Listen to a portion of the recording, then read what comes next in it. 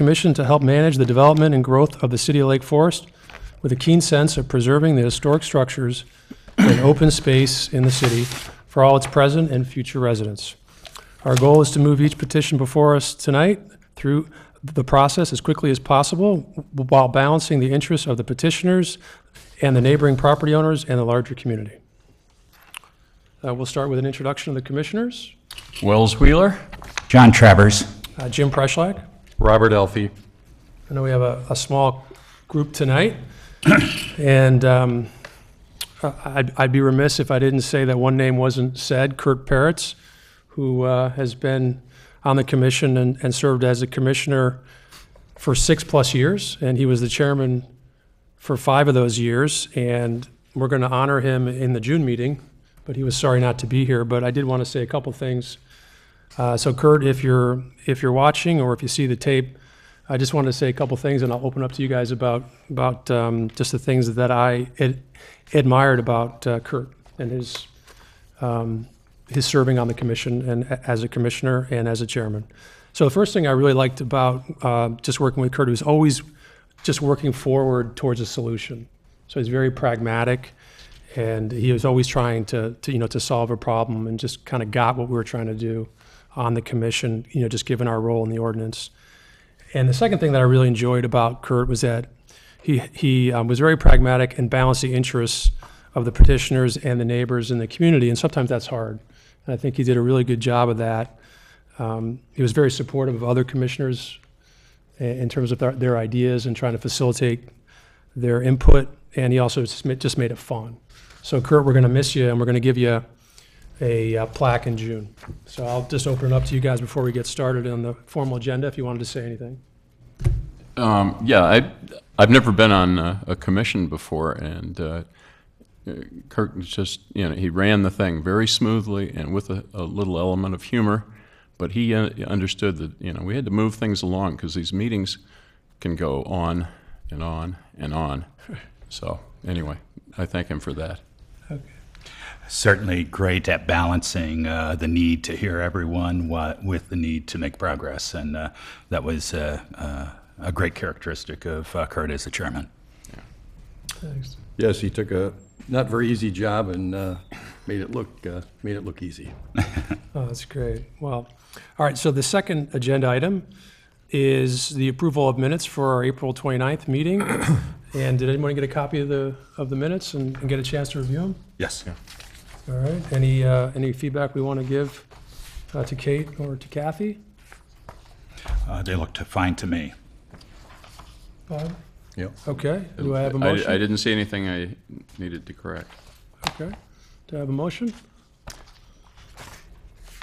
We move to Approve. the minutes from the April 29th meeting. seconded. Second. All right. All in favor? Aye. Aye. All right. Thank you. May I ask a question about the minutes, Chairman? Sure. Kathy, are we going to continue the practice of forwarding certificates of appropriateness to commissioners via email? Yes, we will do that. Thank you. Okay. The next agenda item is a consideration for a request for appropriateness to approve an addition to the residence at 450 Illinois Road. If you please want to just stand up and introduce yourself and present the petition. Thanks. Hello, my name is Alan Vertrace. My wife Susan Stetson and I have lived at 450 East Illinois Road in Lake Forest for 19 years and raised 2 sons here. We appreciate the quality given to our home by its architect Stanley Anderson in 1927, and would like to ensure its longevity and future use by adding a kitchen and master bedroom that are appropriate to the present age. We believe Michael Breseman has drawn a good plan, which he would like to present for your approval. We Thank you for your service to Lake Forest and consideration. Thank you. And before we go on, I forgot to ask if there was any ex parte communication or conflicts of interest with the... No? No. Okay, the floor is yours, sorry. My name is Michael Bresman Architects, and presenting for 450 East Illinois Road. A little bit of the property history. Illinois Road has a nice mix of architectural styles, Queen Anne's, clapboard farmhouses, and four squares. Also, there's some modern ranches around the corner. It's a quiet, curvilinear, tree-lined street with dotted by historic homes. In fact, when I was out there the last time, I was amazed by all the preservation awards that are on Illinois. The house was built in 1926 by Stanley Anderson of Anderson and Tickner for George I. Wenbon. It's an English cottage style. It's well-maintained home with excellent architectural integrity. And there hasn't been any previous additions, and the interior has not been compromised. And you've just met Alan and Susan. The existing residence is simple but elegant in its massing. It has wonderful detailing. The bluestone corbels, accents, and plaster coves, stone piers and carved stone lintels, double-hung windows with beautiful wood shutters, curved copper roof at the bay in the front of the home, and the expressed concrete foundation that kind of rings the house. And wonderful materials, the common brick that has been patinaed, the cedar shingle roof, and the copper of the roof at the bay and the gutters. So the addition, our goals, the owner's goal, my goal, was one is, as Alan mentioned, appropriate sized kitchen with a breakfast area, mudroom and a garden room, and then really a modest master bedroom suite. What we're asking for is a height variance of 1 foot 4 inches and a bulk variance of 225 square feet or 6.4%, which is the Lake Forest data, and I assume they're probably more correct than I am. So mitigating factors. The mitigating factors that I see in the height are, one, the existing structure is 35 feet 1 inches to the main ridge line. It's 5 foot 1 inches above the 30-foot height requirement. The new addition gable is subservient to the east gable. That's off the rear of the house. And the new gable is still 3 foot 7 inches below the non-conforming main ridge line. Mitigating factors for bulk is about 14% of the bulk is in the existing attic third floor. It's not on the main living spaces, which can be a problem.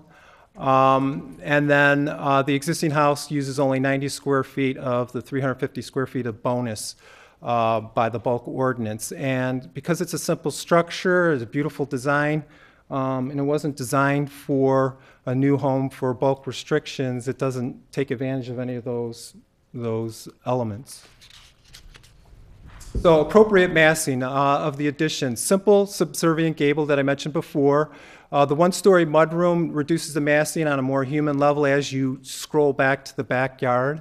And as you'll see from the demolition plan, we've repurposed the existing kitchen to limit the footprint of the addition.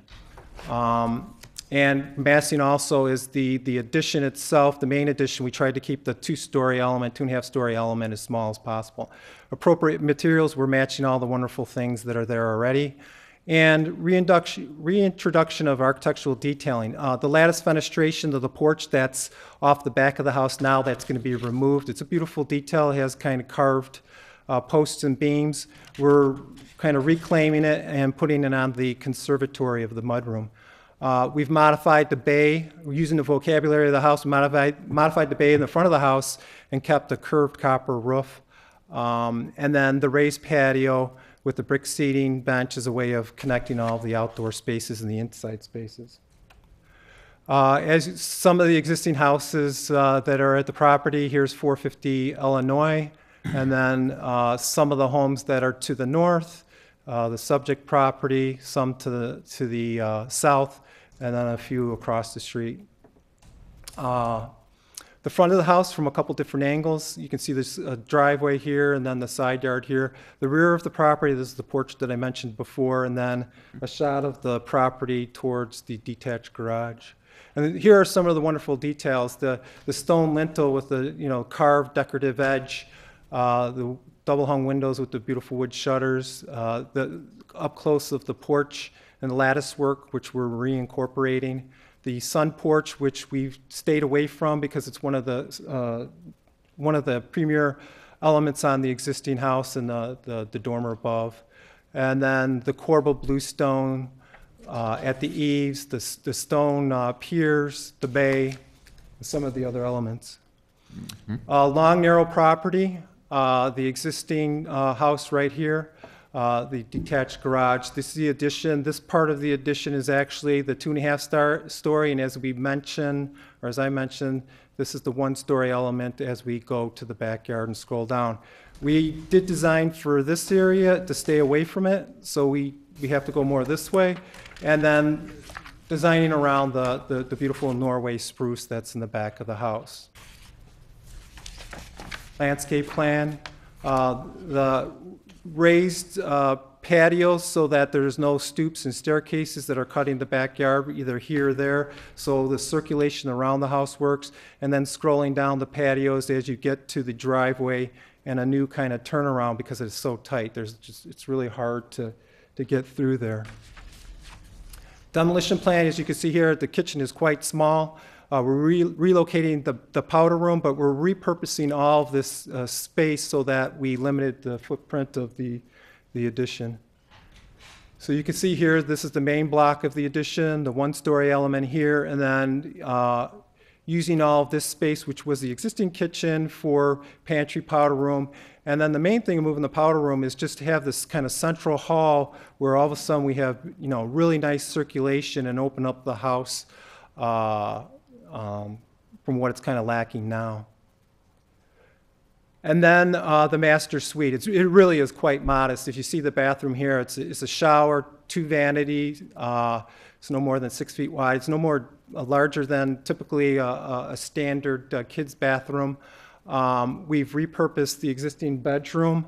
And you'll see option B where I presented both option B and A to Kathy in the beginning of the process, and we can kind of talk about how we gravitated towards this option. This is the rear elevation, the 2-story element. Essentially, this is a replication of the existing gable beyond. Some of the details that I talked about before, the stone lintel with the decorative edge, and the conservatory with the lattice, the post and beams, all those things are going to be incorporated into the conservatory.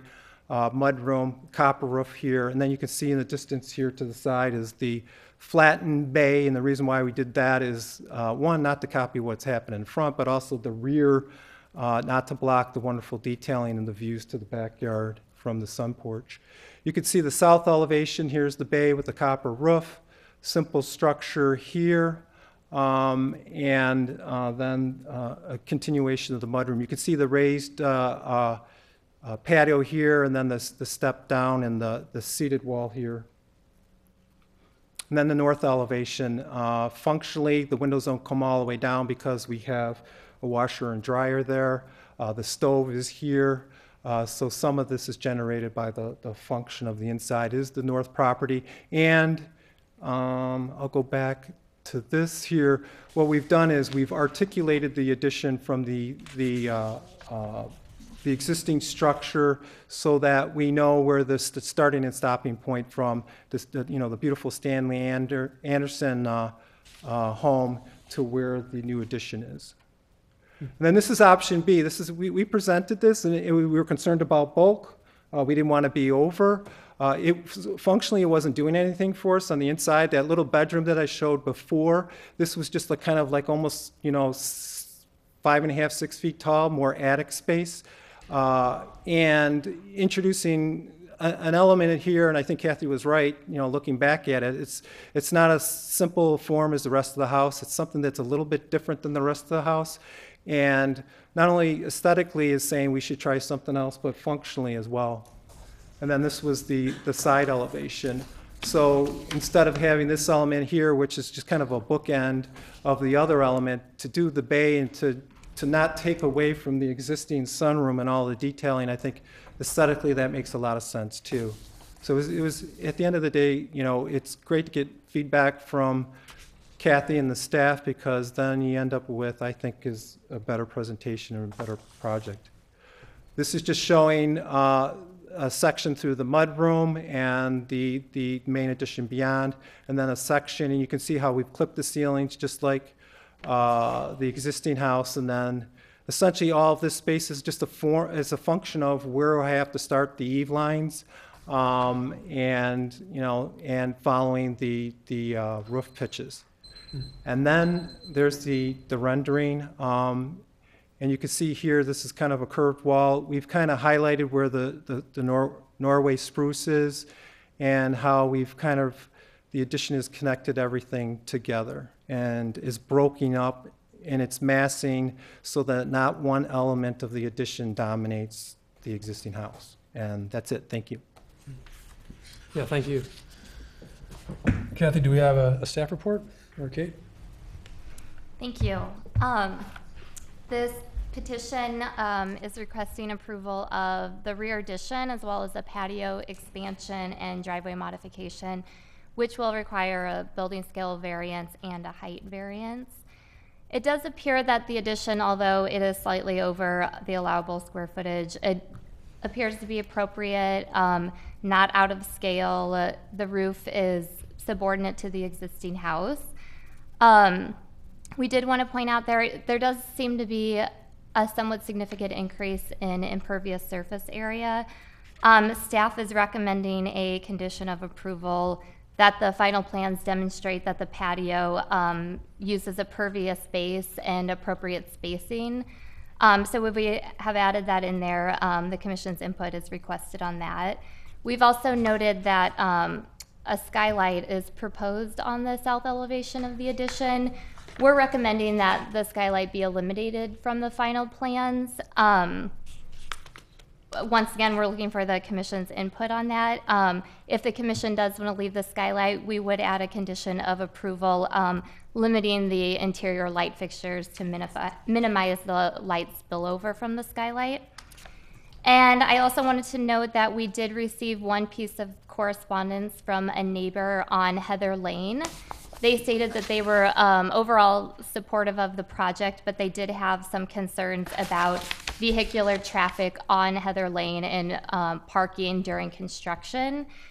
So because Illinois Road is quite curvy and narrow, we're suggesting adding a condition of approval that limits the parking to only directly in front of the property. And that way it would limit parking along Illinois Road and along Heather Lane. But overall, staff is recommending support of the project, and you will find findings in support in the staff report. Thank you. Okay. Thanks, Kate. Thanks, Kate. Now's the time for the commissioners to ask questions, and I'm just going to start with a couple and then open it up to the group. Kate, is the concern on the skylight more on the impact to the neighbor or architecturally? Can you just explain a little bit about what's the resistance on that? I think it's both of those concerns. Right now, there are already 4 existing skylights on the existing house on that elevation. So this would be another skylight in addition to that. So it would have some impact to the neighboring property, but also skylights generally are not as appropriate in a historic district, and limiting that, and aesthetically, staff is recommending the removal of the skylight in the final. Have you had any correspondence with the neighbor just to the south of the property? We have not received any. I'm not sure if the petitioner or the owners have. Okay. And then on the impervious surface on the patios, is that fairly easy to do? I know we've done that with ours, but I'm just curious, have you seen that, have you seen that solution enacted, and have you talked to the petitioner about that, and is there resistance points there, or do you feel like it's doable? We suggested that to the petitioner, and I think he was open to hearing what the commission had to say about that, and was open to the discussion of that. Okay. And I just have one more question, and then I'll open it up. I thought it was really nice just on the design elements, and then on the building standards and the criteria. Kathy, I was hoping maybe you could expand on standard 5, because I think it's kind of central to this commission, and maybe an opportunity to just talk through more of the bigger picture. it says that how will the project appropriately enhance and support the purpose of the city's preservation ordinance? And I think you had said that it would, and I was just curious in the write-up what your thoughts were on there, because I think that's really important in terms of the broad context of the project and other projects like this. This project advances the goal of the preservation ordinance by really addressing some needs of the present owners of the house. It really is an expansion that's done in a very appropriate and sensitive way. And I think the goal of the historic preservation ordinance is to support projects that are in keeping with the historic context of the district and of this particular property, but at the same time allow changes that really respond to the needs of current residents or future buyers. No, thanks, that's great. Other questions? Sorry, guys. I have some. Okay, go ahead. I wanted to ask about have you been able to find brick that is going to match this pretty well at this point? I mean, that's an older brick. We always find a way. So, to me to say, do we have a brick picked out right now? But no, we don't. But again, it's just a matter of putting the effort in or having homeowners that really care about the quality of preservation. It really kind of flows from them. So we're going to do the best we can, because if it's not close, then it's not going to look good. Right. Also, the skylight, was your interest in having that primarily for light? What was the driving force, or what? Yes. It was for just having some natural light in that smaller upper space. Did you consider at all maybe possibly using a light tunnel instead of the regular skylight? No, but that could be a good suggestion. I think it would be a lot less obtrusive, and I certainly wouldn't emit a great deal of light out to the neighbors. I mean, we would be open to it. I think that the objective is to get some natural light from the south, and I think that probably would accomplish most of the goal. I'm not so concerned with the skylight. Any way to cut down on the use of electricity, if that's providing daylighting for that space, I'm a fan of that. I also, I don't like to. I like to see a house evolve. I like to see it stay somewhat current. I mean, mostly with the interior. It's going to be a nice new kitchen. It's going to be very livable, and the patio is going to be wonderful. But I'm not objecting to the skylight as I don't think of it as a contemporary element.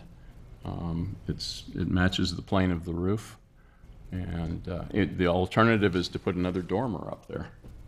Yeah, and that would be the worst thing to do. And that's I don't think that works for the livability of the house. And I do think, if I could add, is that there's so many wonderful things that are happening back there that from an aesthetic architectural perspective, you're really not going to notice it. Right. I could understand the light perspective and to the neighbor, but not from an architectural perspective. Mm-hmm. Can you tell us the size of the skylight, just the dimensions of it? I think that one is, it's about 22 inches wide by, I think it's about a little over 3 feet long. Mm-hmm. It could be shorter, but the width is about the appropriate width. Okay. So, John, yes? I had one question. Sure. Relative to the Norway spruce, which I think in the staff write-up is described as significant, but looking at it, I would describe it as really big. it's sculptural. I was wondering, from this view, we're sort of looking through the Norway spruce. Yes. Is it the intention to keep the Norway spruce in place? Yes. Yes, it's a significant tree. Okay.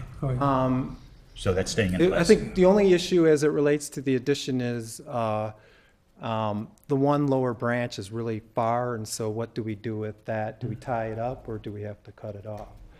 But yeah, I don't think they agree on what to do with the branch, so we'll have to Because work they're so through that. long that they reach into where Well, the addition one will be. wants to keep the branch, and one's not so, has to keep it, so.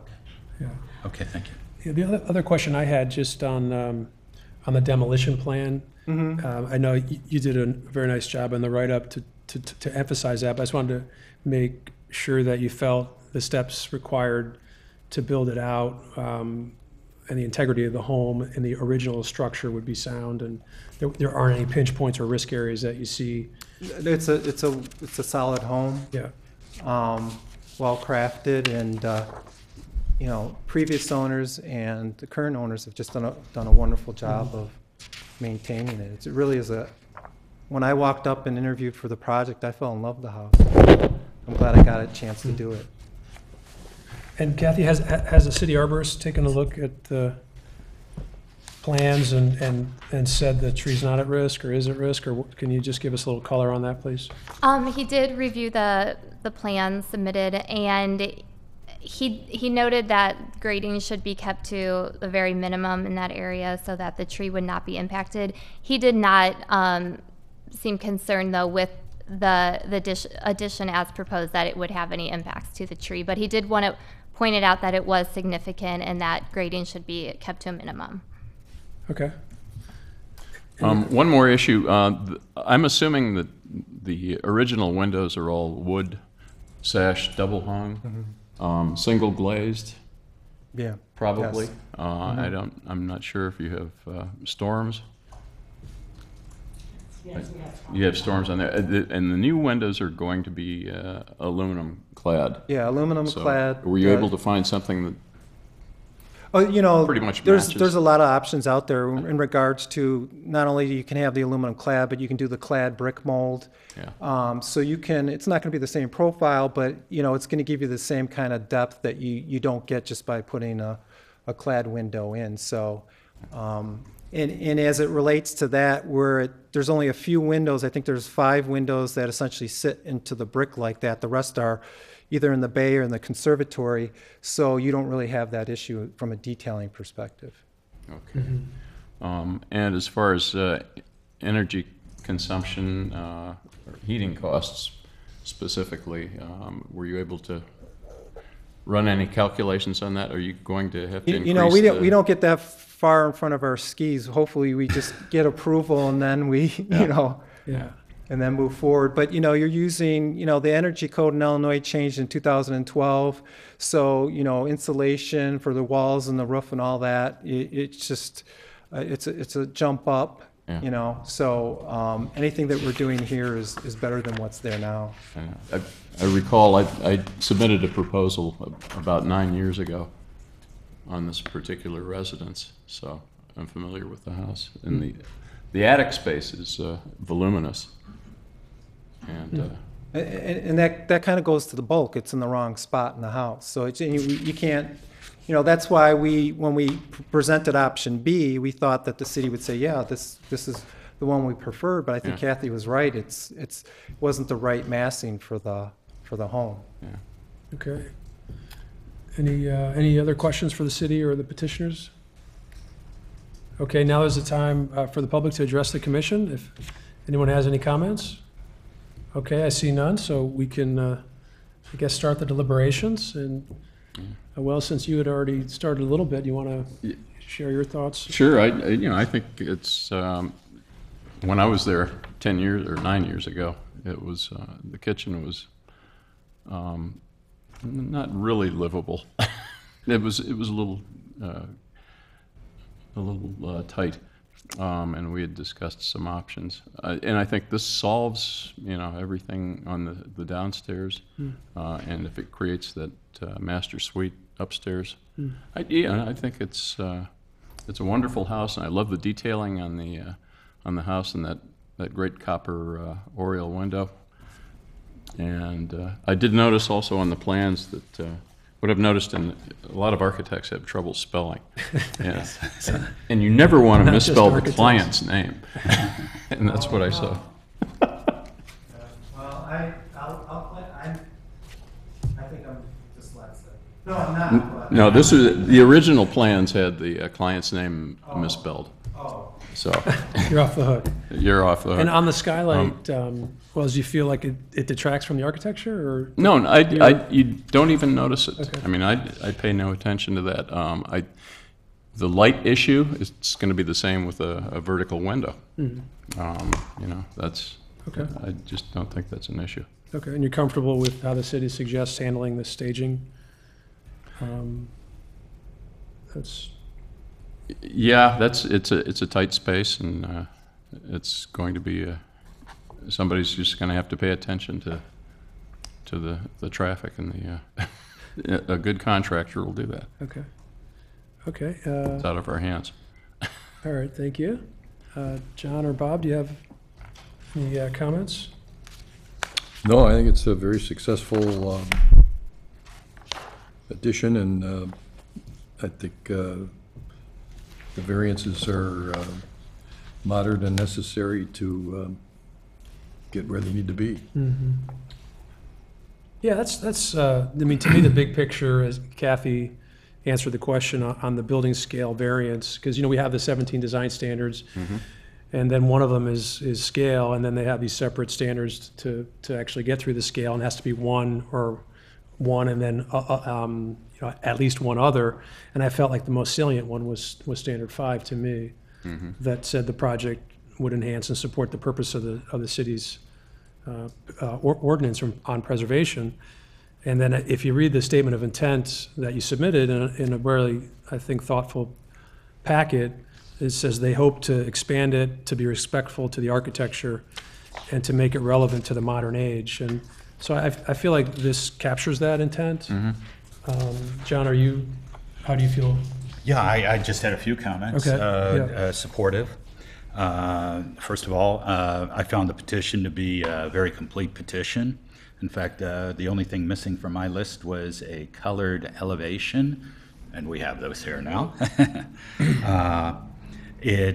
One thing I've noted, as was brought up by city staff, it appears to me that this petition requests a fairly substantial increase in impermeable surface area, but staff has worked with the petitioner to attempt to mitigate this by the placement of impermeable patio materials on a permeable base and provision of joints of sufficient width between the patio materials to increase what they describe as infiltrability. And so that seems like a possible solution. Just amplifying what the chairman said, I believe that in practice, this commission and the city council have exercised their discretion in recommending and approving building scale variances for properties in historic districts in a variety of circumstances, including, most often, perhaps, as in this case, circumstances where an owner wishes to update a residence to better reflect our current high standards of utility and comfort in a manner conforming to city design guidelines, where the increase in bulk is not great. And as the chairman points out, the increase in bulk is otherwise mitigated as addressed in some or all of building scale variance standards 2 through 4 and 6. And this is part of keeping these historic properties alive. Yeah, well said, John. On the impervious surface patio, are you okay with that feedback and to go through that path? Because I don't know that we've heard that from you, but I want to make sure that you're comfortable with that, or you're not asking us to rule on the current proposal. Yeah, when it was pointed out at staff, I had mentioned to Kate that we're willing to work with staff and make sure we're doing the right thing by the property in that regard, so Okay. it's not, yeah. Okay, thank you. Chairman, may I ask you a question? Yeah, sure. I wonder if you have a sense of how we're thinking about this. Are we going to include the provision for a skylight? Accept that? Well, we have definitely one okay with the way it is. I think I'm okay as well. Yeah, and I guess that's 3, so I think we will. I think the only caveat, if correct, is the staging plan. Is that the one that we need to? That seems to be an additional condition, that construction parking be limited to directly in front of the property. Yeah, so, and I think the condition in the petition, or at least the staff's recommendation, had already anticipated us potentially approving the skylight, so I think we're okay there. But if we're ready to make a motion, we could, think of the staging plan in that context, so. Did you ask for public testimony? I might have missed. Yes, yes, we did. Yes. Sorry, go ahead. Alan just mentioned to me, there's a fire hydrant in front of the house, so if we hold to that strict, then there's not going to be any parking. That's a problem. That's not going to work. So I don't know how you want to handle it. We can certainly work with the petitioner. In some cases, construction parking, if it can't be accommodated on the site, off-site parking and shuttling is required. This part of Illinois is, as you probably know from living there, we have school buses. It does begin to curve. You have Heather Lane. It's a fairly narrow street, so we can certainly work with the plan. We'll work with the city engineer and with the police chief. It may be that driveway can accommodate a couple, but I think it will be difficult to have extended parking in this area. Are we going to allow it, or let me just ask the question, I mean, is it prudent to allow a certain amount of parking on Heather?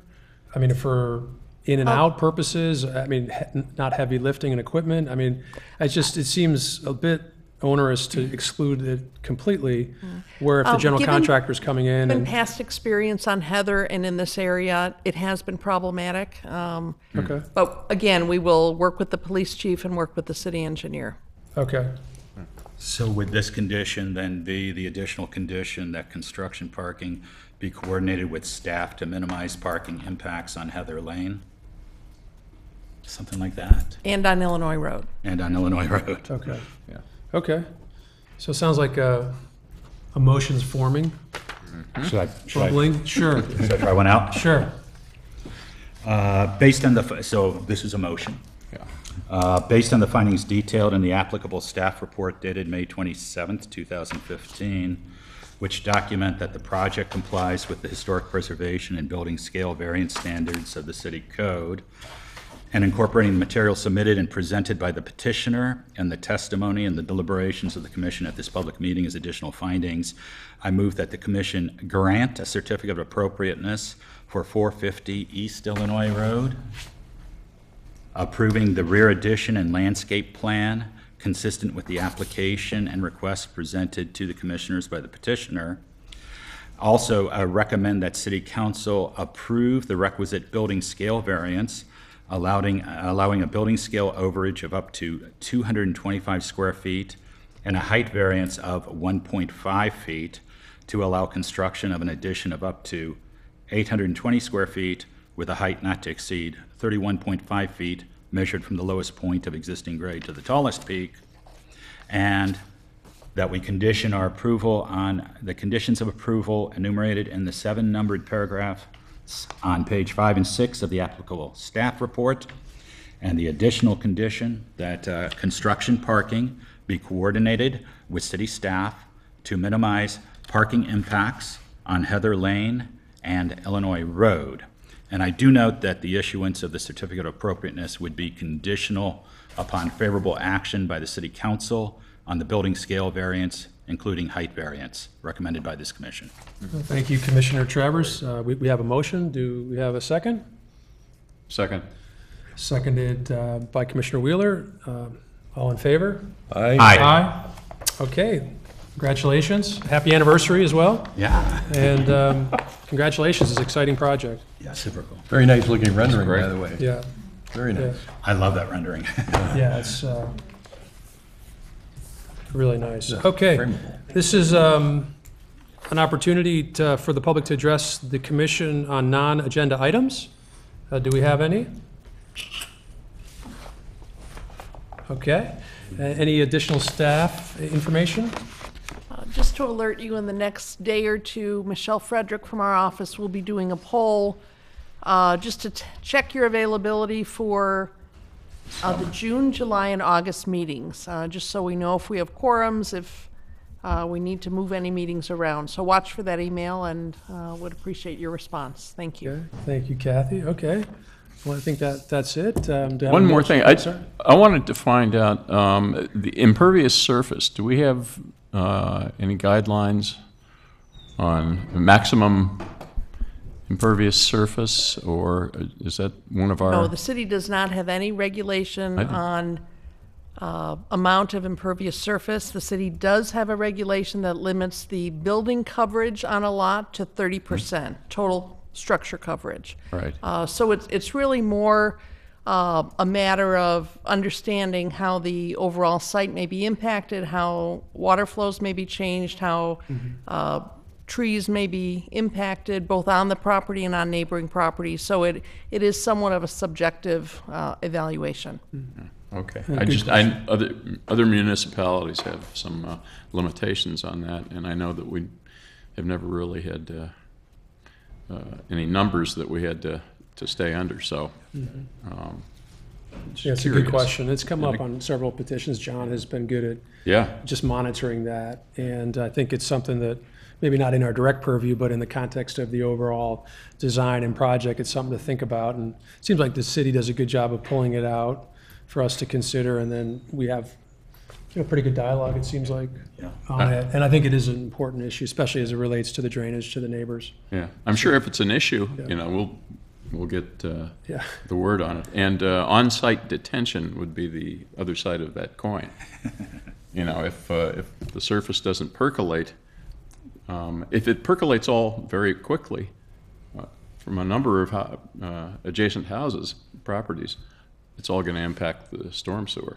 So you want a trickle. So you want an impervious surface. You want it to flow over, not to your neighbor's property, but you want it to flow smoothly and slowly. In an orderly fashion to In the an storm orderly sewer. fashion, exactly. Great. All right, anything So- else? Okay, do you have a motion to adjourn? So move. Okay, seconded. I second the motion. All in favor? Aye. Aye. Thank you. Great job.